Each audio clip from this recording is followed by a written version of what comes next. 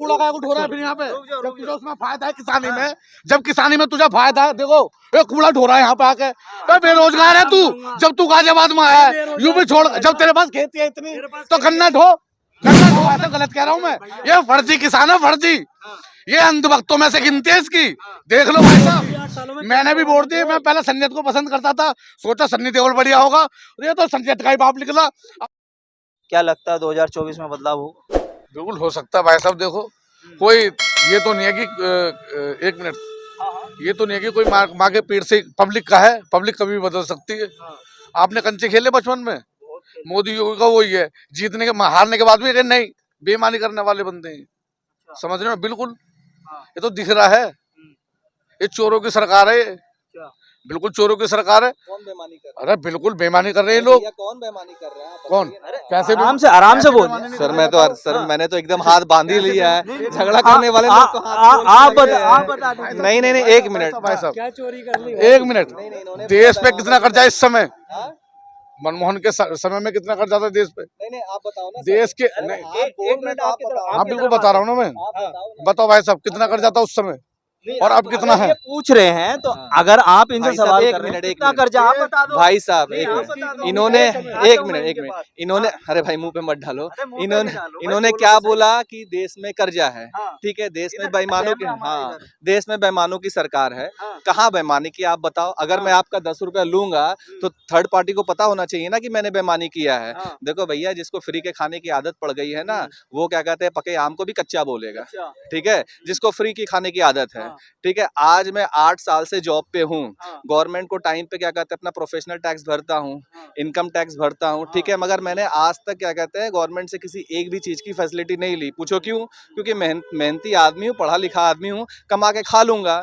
मगर क्या कहते हैं ना कि जो जिसको फ्री की चाहिए, जैसे दिल्ली के लोग फ्री बोल करके आज परेशान हो गए हैं, तो फ्री के लोगों का क्या कहते हैं, मैंने बोला ना भाई साहब, पके आम भी क्या कहते हैं कच्चा लगता है। तो फिर देश के प्रधानमंत्री 80 करोड़, एक मिनट आऊंगा आपके पास। देश के प्रधानमंत्री नारा लगाते हैं हमने देश के 80 करोड़ लोगों को राशन फ्री दे रहे हैं, तो वो फ्री क्यों दे रहे हैं? फिर अगर दिल्ली की जनता को फ्री मिल रहा है तो यहाँ की देश की जनता को फ्री क्यों? देखिए आप किसी, थोड़ा माइक पीछे ले लो यार, आप किसी नहीं पूछ लो अरे आप किसी, आप भंवर जब भी डुबोएगा उभारा दे के मारेगा, भंवर जब भी डुबोएगा उभारा दे के मारेगा।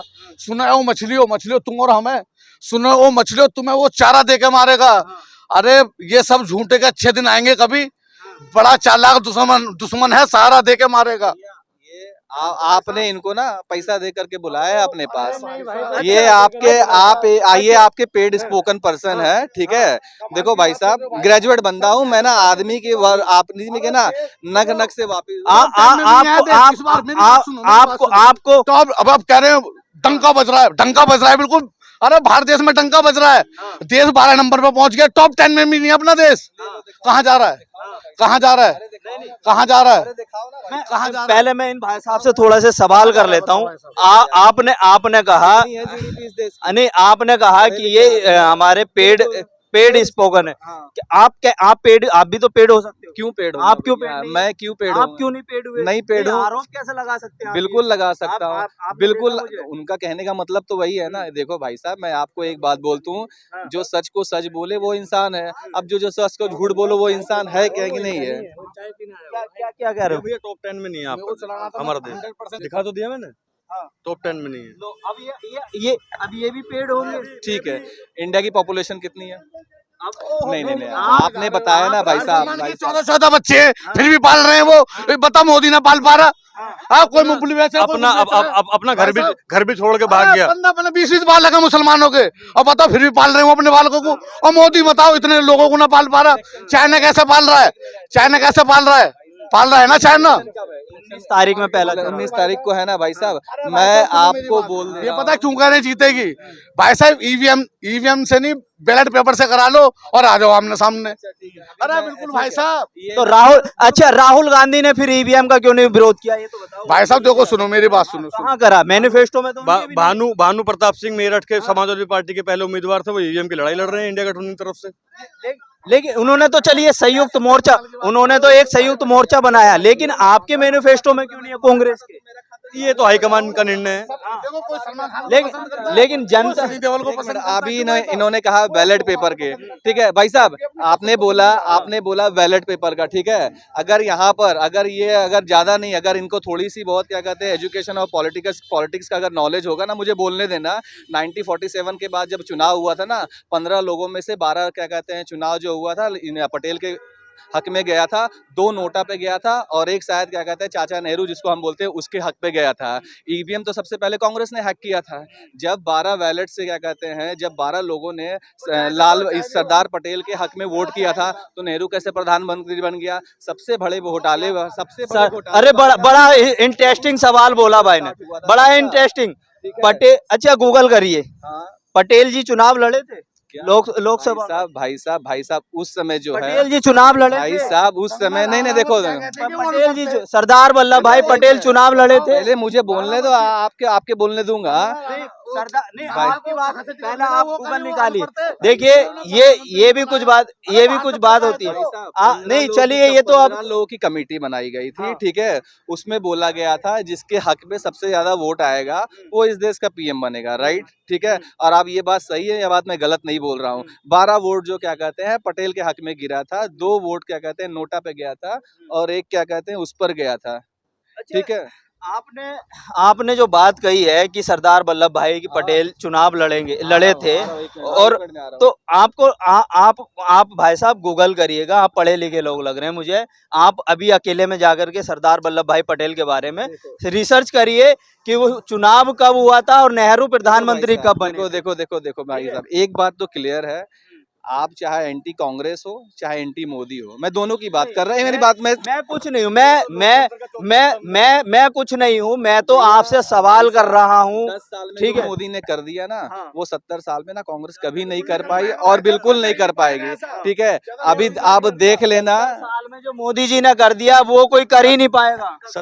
10 चले गए। 10 साल में मोदी जी ने क्या कर दिया, जरा भाई साहब से ये पूछ लेना। सिवाय बेरोजगारी, सिवाय महंगाई, सिवाय चोरी, इलेक्ट्रोल बॉन्ड घोटाला, जीडीपी डाउन, महंगाई, संविधान की हत्या, लोकतंत्र की हत्या, और क्या कर दिया मोदी जी ने? ये किया, इन्हीं चीजों को बढ़ावा दिया। निजीकरण, बड़ी बड़ी फैक्ट्रियों का निजीकरण, सीएल का निजीकरण, बीएल का निजीकरण।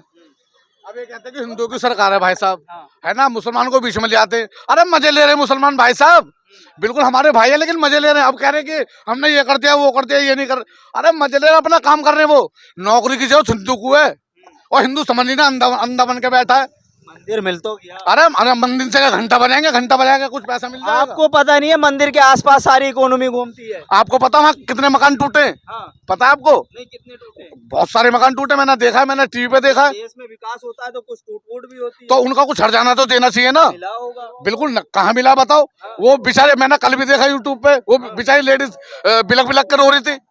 और क्या भाई साहब, आपको भी लगता है कि जब देश में तरक्की होती है तो कुछ बदलाव होता है? भाई साहब जो हो रहा है सही हो रहा है। हाँ। ये लोग कह रहे हैं कि महंगाई हो गई। हाँ। महंगाई किस चीज की होगी मुझे ये बताओ। हाँ। अगर महंगाई नहीं होगी, अभी एक मुद्दा उठा था, मैंने यूट्यूब पर वो देखा था कि कांग्रेस के राज में चीनी 22 से 25 रुपए किलो थी, तो कांग्रेस के राज में गन्ना क्या रेट था? 150 रुपए कुंटल से 180 70 जो भी था। अब चीनी 40-50 रुपए किलो, तो गन्ना भी तो 400 रुपए कुंटल है। तो जब किसान का महंगा जाएगा तो वैसे भी महंगाई चीनी बढ़ेगी, तो किसान का महंगा जाना चाहिए।